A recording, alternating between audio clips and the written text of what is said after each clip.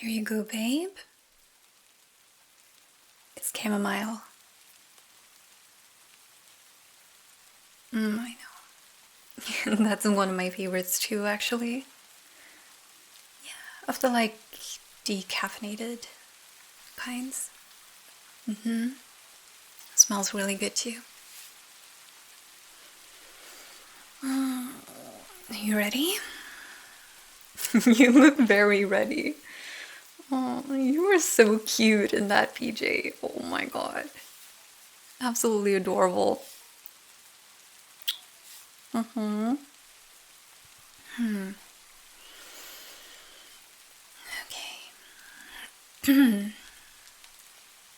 Long ago, in Italy, there lived an old clockmaker named Geppetto. Tick-tick-tock, tick-tick-tock, went all the clocks in his shop. When he worked, Geppetto felt happy. But when he rested, a sad feeling came over him. He would think, all my life, and no child to call my own. And so one day, Geppetto carved a puppet from wood in the shape of a boy. He made the arms and legs of the puppet so they could move. He cut and sewed a nice outfit for it, as if it were a real boy. "I will call you Pinocchio," said Geppetto. That night, Geppetto laid the wooden puppet down on the bed. From the window, a big star twinkled bright. Geppetto looked out through the window to the twinkling star. "Oh, bright star," said Geppetto, "if I could make one wish, it would be for a real boy of my own."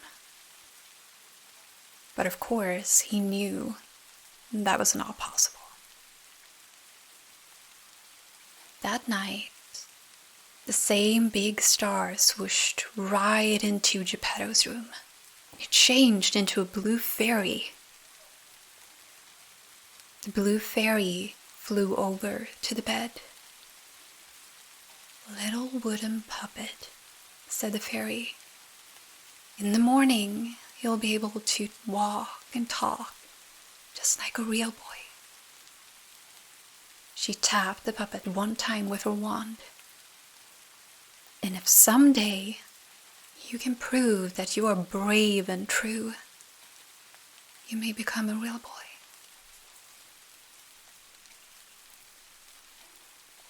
Pinocchio's eyes opened. "One more thing," said the blue fairy, and suddenly a cricket appeared. He was dressed mighty fine, and he could talk. "Meet the cricket," said the blue fairy. "He will stay with you to help you make wise choices." You know, maybe we should all have someone like that. Someone that follows us around and helps us be kind of like a moral compass. Can you imagine what a change that would have made in the world if everyone actually had a good conscience? A guide that helped them differentiate between right and wrong. I'm reading way too much into a story like this, right? Let's keep on moving. Don't laugh at me. These stories actually do have a message. I think pretty much every story, especially like every little kid's story, and especially Disney, just in general, there's always a message. Yeah. I like that, you know? Anyway, let's continue. And with that, the blue fairy went swoosh, and she was gone. Out the window and up into the night sky. When Geppetto woke up the next morning, he said, I will go take my puppet out of bed. But the bed was empty. Here I am, father, said Pinocchio from the other side of the room. Geppetto swung around. What? You can talk? Jep, I am Pinocchio, your boy. How can this be? Said Geppetto in shock. Then he said, oh, but who cares? He rushed over and swept the wooden puppet into his arms. Pinocchio, my son, he said in great happiness. One day Pinocchio said, I want to go to school, like other boys. Of course, said Geppetto. But he did not have the money to buy school books. Later that day, Geppetto came back home with school books. Now you can go to school, he said. But, father, where is your warm coat? With a wave of his hand, Geppetto said, oh, no need to worry about that. What matters is that you will go to school tomorrow.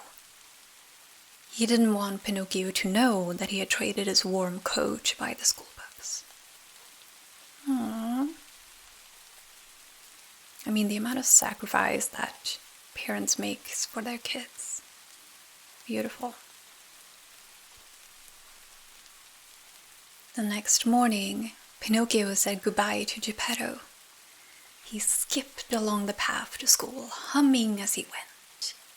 The cricket rode on his shoulder, and he was happy too. Coming up to them on the path was a fox and a cat. And where are you going this fine day? Said the fox. I am going to school, said Pinocchio. On such a fine day like this, said the fox. It's too nice to be stuck inside school. You should come with us to the fair. Listen to me, said the fox. He put his arm around Geppetto's shoulder. Anything you need to know, you can learn at the fair. Really? Said Pinocchio. Take it from me, said the fox. Pinocchio, said the cricket. He does not know what he is talking about. The fox covered the cricket with his hat. No one could hear the little fellow as the cricket tried to call out, Pinocchio, do not listen to him. Okay, said Pinocchio, let's go to the fair. And off they went. What a fair it was! By the gate was a man dressed in white.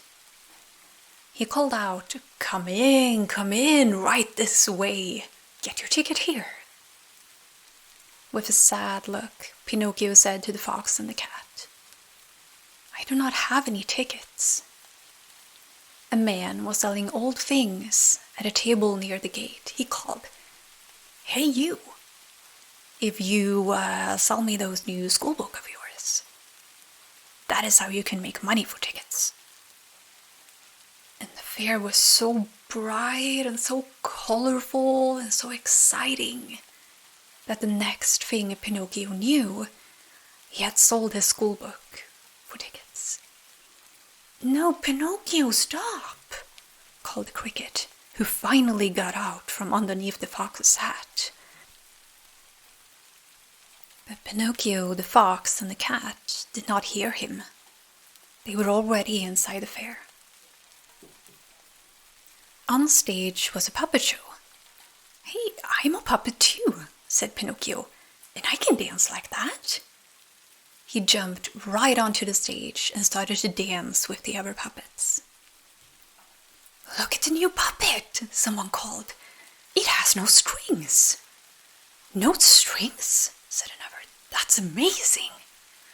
Everyone laughed and laughed. They threw coins onto the stage.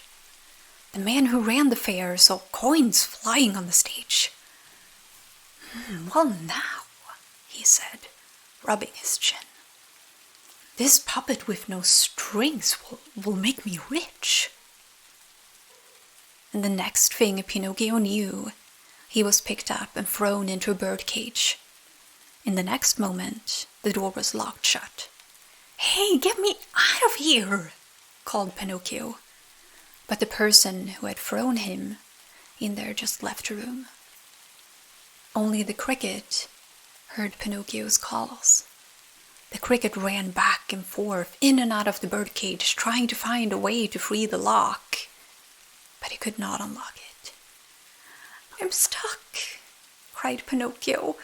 "How did this even happen to me?" All of a sudden, poof, there was the blue fairy. "Please," said Pinocchio, "please, can you help me?" "Tell me something first," said the blue fairy. "How did you get inside that cage?" "Now you tell her what happened," said the cricket. Could he really tell the blue fairy what had happened? I mean, what would she think of him? I was robbed," said Pinocchio. "Is that right?" said the blue fairy with a frown. Pinocchio's nose began to grow. "Yes, robbed. By 2 mean men. No, 4. The nose grew more. "They took all of my books. They made me come here, and they threw me into this cage." His nose grew longer and longer, until Pinocchio could see nothing in the front of his face but one big giant nose. "Why is my nose so big?" Pinocchio cried out.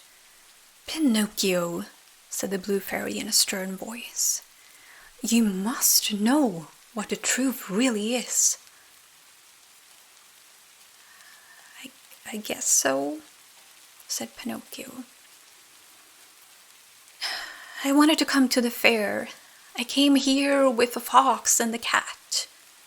The nose grew shorter. "And I had to sell my books to get some tickets." "You had to," said the blue fairy. I decided to sell my books to get tickets," he said. The nose got shorter still. "Then someone put me in this cage," he said. The nose was back to normal.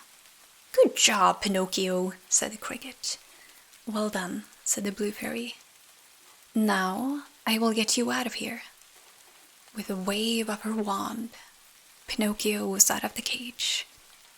"And here are your school books." And Pinocchio was holding the same new school books in his hands again. "Don't know this," said the blue fairy. "You are on your own from now on. Make sure you do the right thing next time." And she was gone. Pinocchio was back on the road to school. A coachman drove up. "Hey, kid, how about a ride?" "No, thank you," said Pinocchio. "I am going to school." "You will ride faster with me," said the coachman to Pinocchio. He said to himself, "Oh, he will ride faster, all right, but not to where he thinks he's going." "All right," said Pinocchio. I want to get to school right away." When Pinocchio was inside the coachman said, "So tell me, kid, why do you think boys like you like to go to school?" "To learn things," said Pinocchio, "and to grow up, I guess, so we can do what we want." "Well," said the coachman, "what if I told you that you could do what you wanted right now?" "Right now?" "Yep. Think of it. Skip the books, skip the school. Right now, how would you like to have all the candy you could eat?" "All the candy?" "Yep. Ice cream too, of every flavor. Ever wanted to smoke a cigar or play pool? All this and more at Pleasure Island." "Pleasure Island?" "Best place in the world for boys like you." "Don't listen to him, Pinocchio," shouted the cricket. "Why wait?" said the coachman. "I know just where Pleasure Island is. It is your lucky day, kid. So what do you say?"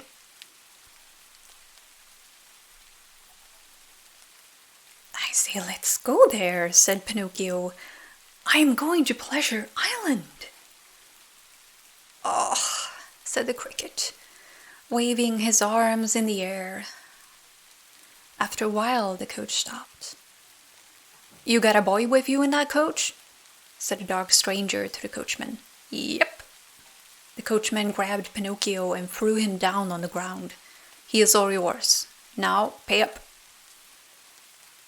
The coachman reached out for something. Was it money? From the dark stranger.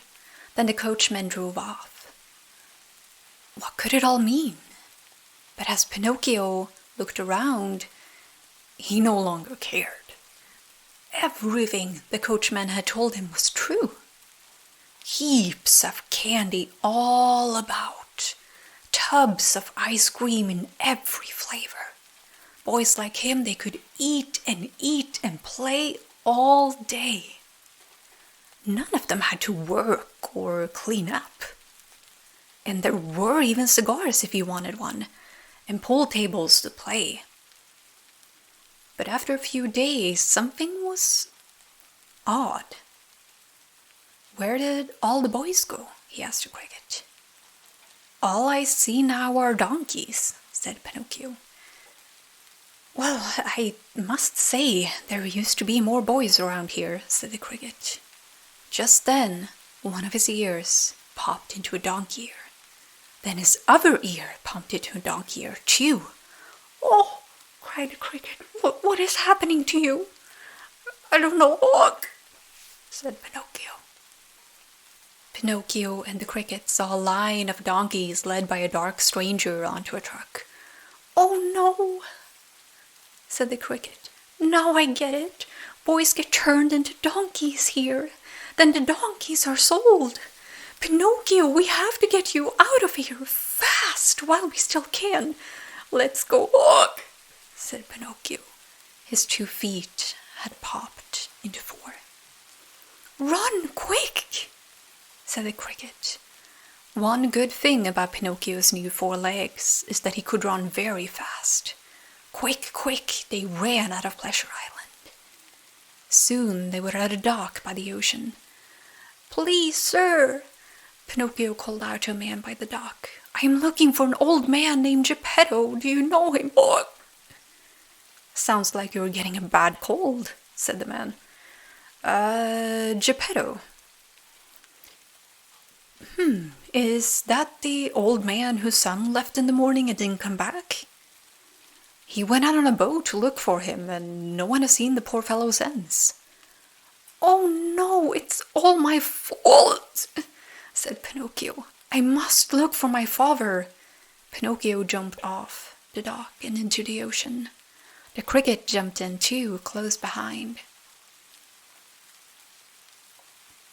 Now, most of Pinocchio was still made of wood, so he could float on the ocean. "Father!" he cried out, paddling the water with his arms. "Father!" But there was no answer.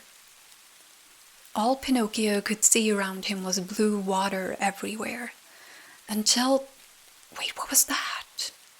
Far away? Something was rushing up, something big, something very fast. In a moment, a giant whale was upon them. It had opened its giant jaws, and in one gulp, it swallowed Pinocchio.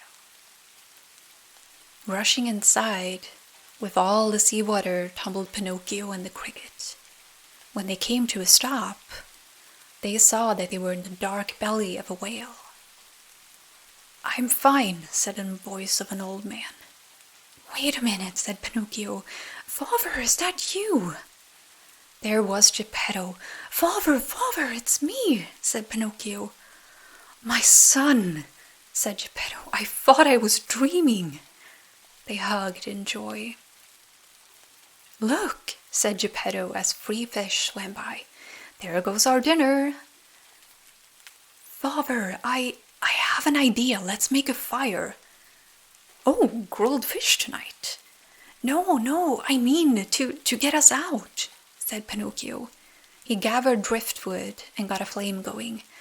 This is how we can make the whale sneeze, he said. Pinocchio waved his arms over the flame and made a lot of smoke. Soon, clouds of black smoke was rising up. The whale gave a cough. Hang on, said Pinocchio. And then, wham! In one big sneeze, Pinocchio, Geppetto, and the cricket flew out of the whale's mouth, rolling over and over in seawater. At last, they rolled up onto the shore. Pinocchio! Geppetto rose to his feet. The cricket was there beside him, but where was Pinocchio? And then they found him. Pinocchio's face was down, his head in a puddle. Pinocchio! They were too late.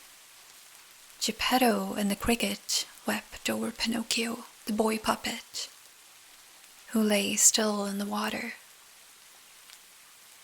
Then in a flash, who was there but the blue fairy?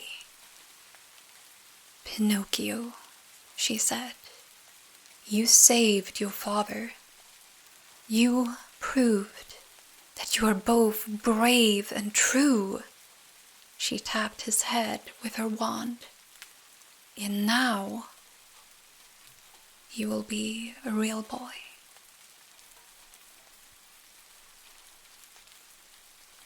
Pinocchio woke up. He looked at his soft arm and soft legs. Father, he cried out, look, I'm a real boy. That you are, cried Geppetto. The blue fairy turned to the cricket. Come now, she said. In a flash, the two of them were gone. And they lived many long and happy years together. Good night, baby. I love you. Isn't that a beautiful story?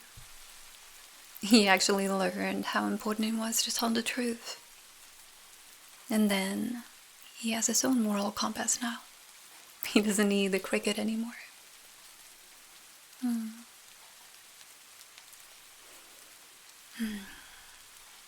I like stories with happy endings like that.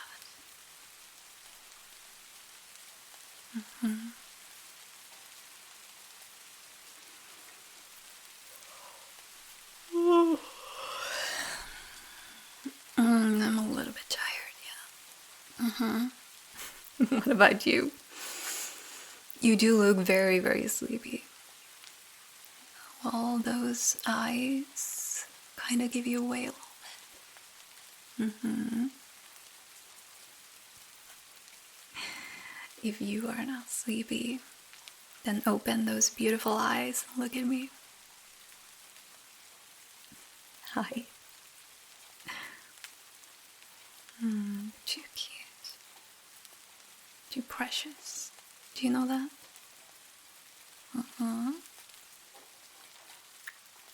Yeah, you are. Definitely.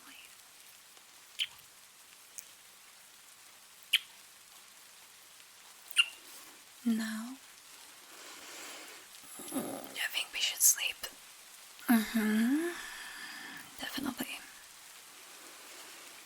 Oh, it's quite a long day tomorrow.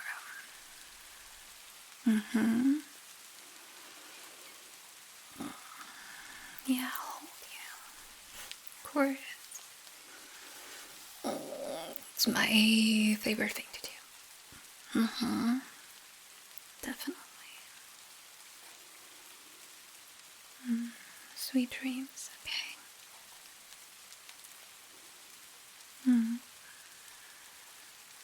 Love you.